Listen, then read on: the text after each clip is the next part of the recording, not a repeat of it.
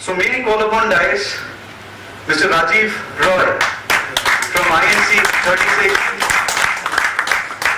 He will be throwing light on that such an exciting topic of the day, startups. To meet so many amazing people and thank you for inviting me to Bhilai. आप में से बहुत लोग शायद जानते भी हों कि कुछ हम लोग 36 INC के नाम से शुरू किए हैं। ये छत्तीसगढ़ गवर्नमेंट का है और मैं गवर्नमेंट का कर्मचारी हूँ और भिलाई से भी बहुत सारे स्टार्टअप्स हैं हमारे पास। आप में से जो गए नहीं है वहाँ पे देखने के लिए आई invite all of you to actually come over and see what we are doing over here. तो छोटा सा टाइम है हमारे पास, 20 मिनट में मैं आपसे कुछ सवाल पूछूंगा, वो सवाल के जवाब आपसे लूंगा, फिर मैं आपको बताऊंगा वो सवाल क्या, मेरा क्या कमेंट है। तो पहले what exactly is Startup India? Anybody? Idea से बिजनेस चालू करना और कोई इंफॉर्मेशन टेक्नोलॉजी और कोई innovative products, service sector industries, solution to problems. आपको थोड़ा बता दूं कि मेरे जैसे ही और दाढ़ी वाले जब बात करने लग गए स्टार्टअप के बारे में, तब स्टार्टअप शब्द का थोड़ा ज्यादा बोलचाल हो गया। स्टार्टअप तो सभी करते थे, पहला धंधा स्टार्ट करते थे, अभी उसको स्टार्टअप कहते हैं। थोड़ा सा बस अलग है कि माहौल चेंज हो गया है। एक जमाना था कि अगर आप अपने मार्केट में अच्छी तरह बेच दिए तो आपका बिजनेस सक्सेसफुल हो गया। आजकल आपका कस्टमर मेघालय में बैठा हो सकता है और आपका कंपटीशन सांघाई में बैठा हो सकता है। अगर आप रायपुर में भी बेचना चाहते हैं तो कोई आदमी आपका कस्टमर आपसे छीन सकता है 5000 किलोमीटर दूर बैठ के भी। तो अभी एक नीड आ गई है कि आप अपना बिजनेस कोई अलग ढंग से करें। सो स्टार्टअप इंडिया बेसिकली हमारे देश का एक मुहिम है जिसमें कि वो लोगों को प्रोत्साहन दे रहे हैं कि आप बिजनेस स्टार्ट कीजिए। 1970s, 1980s और टू सम एक्सटेंट 1990s में भी माहौल ऐसा था कि अगर आप कोई बिजनेस स्टार्ट कर रहे हैं तो आपके आसपास इर्द गिर्द लोग ये समझेंगे कि आप कुछ गलत कर रहे हैं, शायद चोरी भी कर रहे हैं। चंबल के डकैतों से तुलना किया जाता था बिजनेस मैन का। अभी लोगों को पता चल गया है कि विदाउट बिजनेस आगे हम नहीं बढ़ सकते हैं। तो एक सेट ऑफ पैकेजेस, मतलब इंसेंटिव पैकेजेस गवर्नमेंट द्वारा किया गया है और इंसेंटिव दी जाती है बहुत लोगों को। आपको बस थोड़ा सा दिखा दूंगा क्या इंसेंटिव है। सेल्फ सर्टिफिकेशन, 9 इंपॉर्टेंट सर्टिफिकेशन जिसके पीछे आप जो भी बिजनेस किया हो पिछले 30-40 सालों में, जहां पे कि चप्पल गिर जाती थी, आजकल वो थोड़ा सिंप्लीफाई हो गया है। इतना नहीं हुआ है, कुछ ज्यादा होने वाला है, बट उसी डायरेक्शन में काम हो रही है। दूसरा है टैक्स एग्जेम्पशन। 3 साल का टैक्स एग्जेम्पशन मिलता है, पर आपको थोड़ा सा इसमें चेतावनी दे दूं मैं। अभी तक 3 सालों में गवर्नमेंट ऑफ इंडिया 10,000 बिजनेसेस को स्टार्टअप का रिकॉग्निशन दी है। उन 10,000 बिजनेसेस में से सिर्फ 300 को ये टैक्स एग्जेम्पशन मिला है। तो टैक्स एग्जेम्पशन सबको नहीं मिलता है, बहुत कम को मिलता है। तो ये मैं आपको एक चेतावनी दे दूं।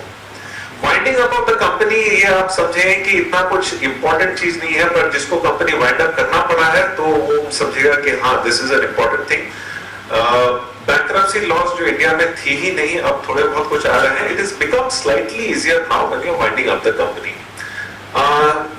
Patent application, 80% of the cost is met by the government now.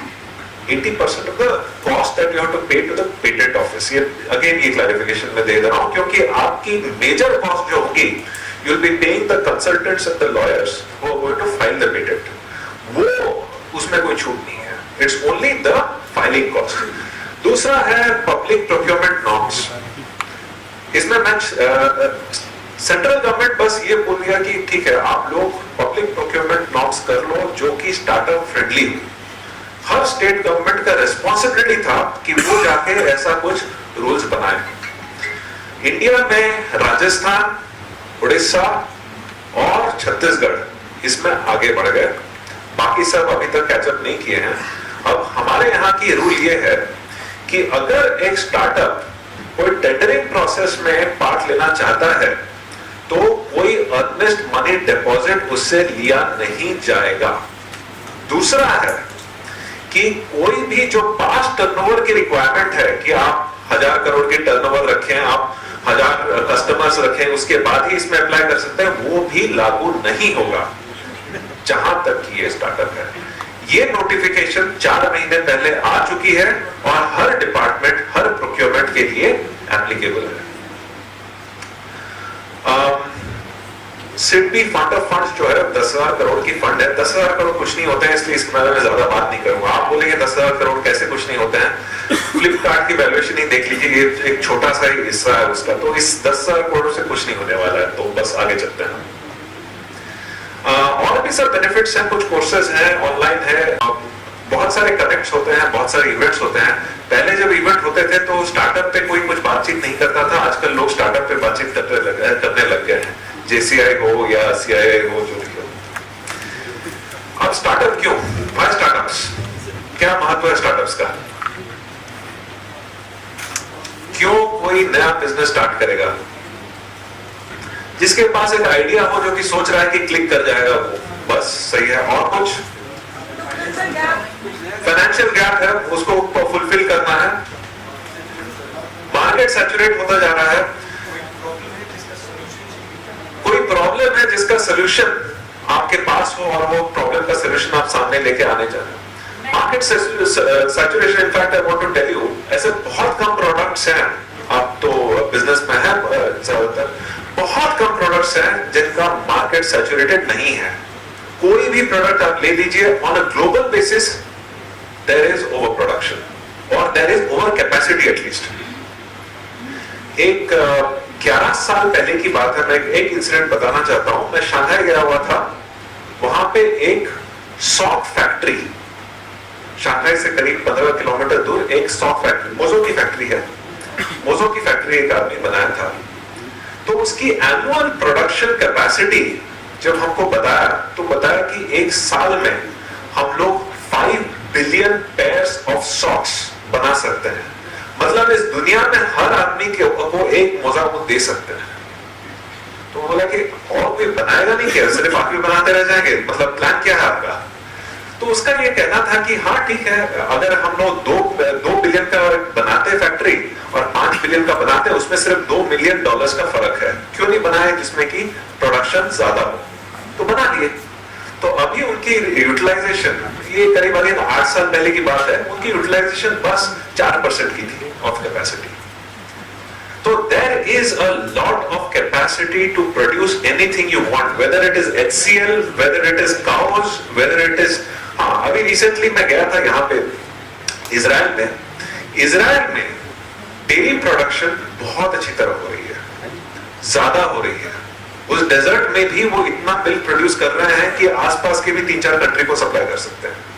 तो अभी कोटा बन गया है, आपके पास अगर गाय है तो आपको एक कोटा दिया जाएगा, दिन में आप इतने लीटर ही बेच सकते हैं।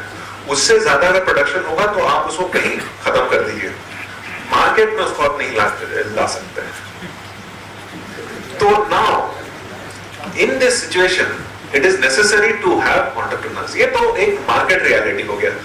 और एक चीज आपको बताता हूं, आईएलओ की रिपोर्ट है, by the year 2025 1 billion jobs across the world will be lost, चली जाएंगी। कैसे चली जाएंगी आप बता रहे हैं, आप पूछेंगे। तो जब मैं अपना पोस्ट ग्रेजुएशन कर रहा था 1994 में, आप लोगों में से कुछ को याद होगा, प्लेग हुआ था गुजरात में। तो जब प्लेग हुआ तो हमारा हॉस्टल बंद कर दिया गया। हम लोग एक बस में छुप के निकल गए। रास्ते में जयपुर होते हुए हम लोग पहुंचे गुड़गांव। गुड़गांव जा रहे हैं, मारुति फैक्ट्री का नाम सुना था, एक सीनियर था जो वहां पे प्रोडक्शन मैनेजर था। तो उसको सोचे कि वहां पे जाके थोड़ा बहुत कुछ खा लेंगे और फैक्ट्री भी घुमाएंगे। फैक्ट्री घूमने गए।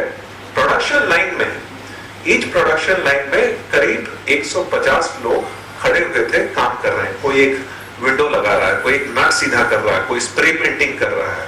आज अगर आप वही प्रोडक्शन लाइन के पास जाएंगे, उसकी प्रोडक्टिविटी 3 गुना हो चुकी है और वहां पे सिर्फ 7 आदमी काम कर रहे हैं। बुल्गारिया गया था, इसी साल गया था, वहां पे एक स्टील प्लांट है, इतनी बड़ी नहीं है पर कैपेसिटी उसकी 100,000 टन की है। उस स्टील प्लांट में टोटल 8 आदमी काम करते हैं।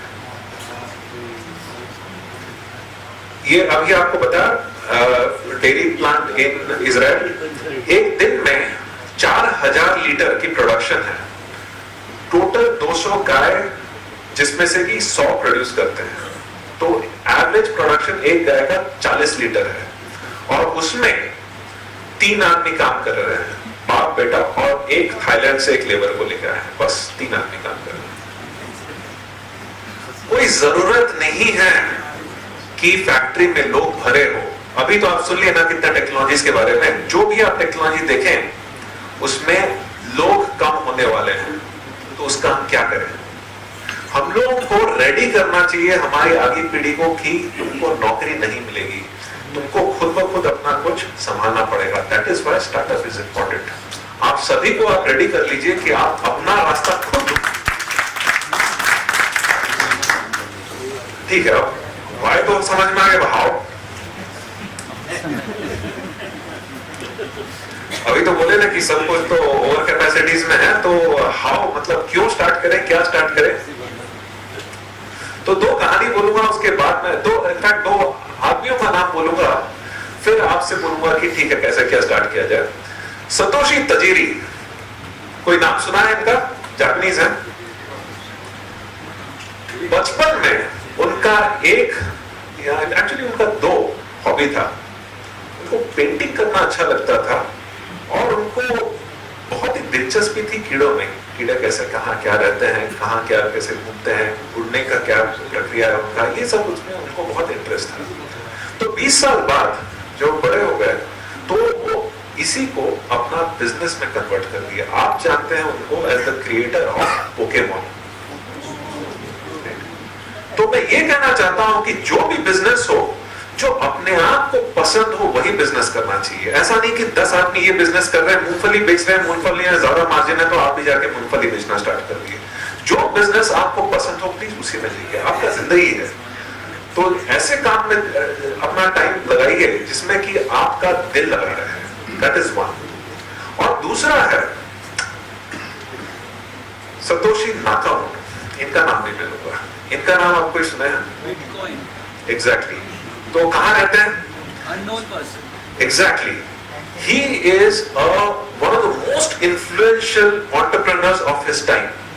नाम है उनका सतोशी नाकामोटो, पर वो कौन है किसी को पता नहीं है।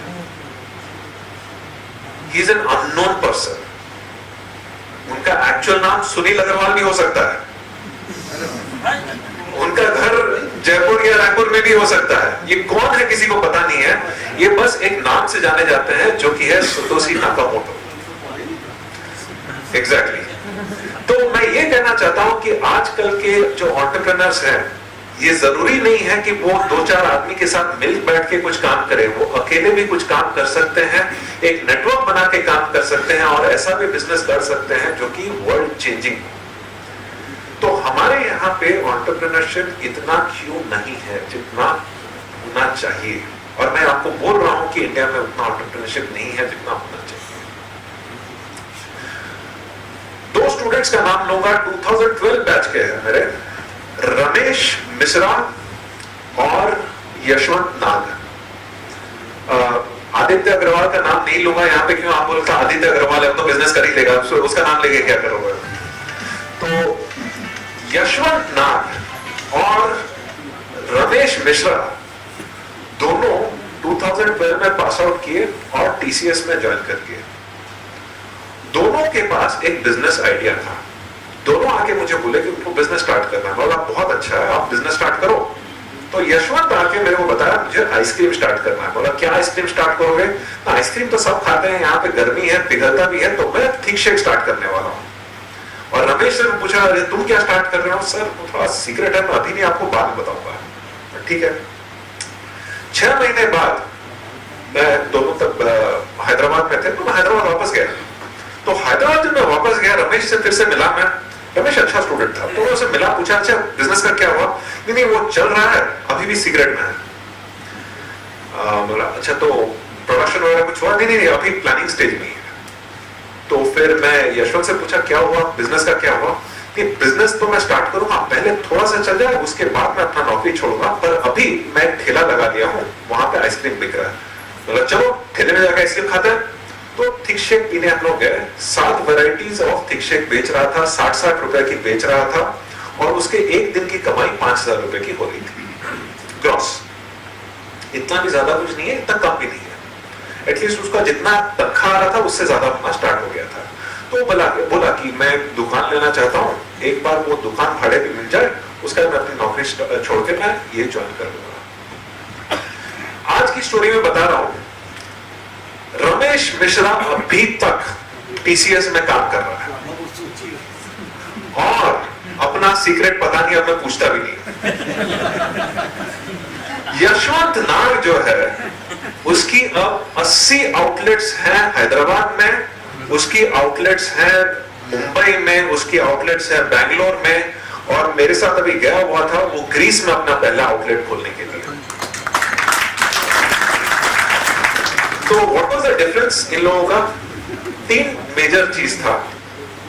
एक है कि रमेश का आइडिया उसको बहुत अच्छा लग गया। मैं हरदम बोलता हूं आइडिया की कीमत 72 रुपए है बस। आइडिया लेके क्या करोगे उसी पे सब कुछ निर्भर है। इसका आइडिया अच्छा हो सकता है, पर यशवंत जो था अपना आइडिया लेके उसको बिजनेस बनाया। अब दूसरा चीज, दोनों टीसीएस में काम कर रहे हैं, दोनों की तनख्वाह करीब 1 लाख रुपए महीने थी। जब भी वो सोच रहे हैं कि क्या बिजनेस सेटअप करेंगे, उनका पहला आइडिया होता है अभी तो 1 लाख रुपए कमा रहा हूं, जो भी बिजनेस है वो तो उससे ज्यादा मुझे देना ही चाहिए। ऐसा नहीं है, बच्चा है बिजनेस। जिस दिन आप स्टार्ट करेंगे उस दिन अगर 100 रुपए की भी कमाई हो तो आपको हंसना चाहिए, खुश होना चाहिए, और 200 रुपए जाके सेलिब्रेटरी एक्सपेंडिचर करना चाहिए। आप अपने बिजनेस को टाइम दीजिए, छोटा स्टार्ट कीजिए, बाद में बड़ा होगा। पहले ऐसे ख्वाब मत रखिए कि अब बड़ा से आप स्टार्ट करेंगे। बहुत सारे एंटरप्रेन्योर्स आते हैं मेरे पास एक प्लान लेके कि ठीक है हमको आज आप 20 करोड़ का फाइनेंसिंग करा दीजिए, ये बिजनेस हो जाएगा।